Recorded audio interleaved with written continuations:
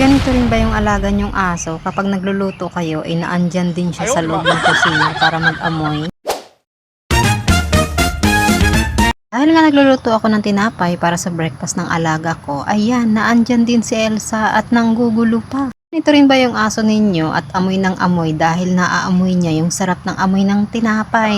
Hirap talaga kapag may aso kang malaki dahil kaya niyang sumampa para lang amuyin ng husto yung niluluto mo. Ang kulit.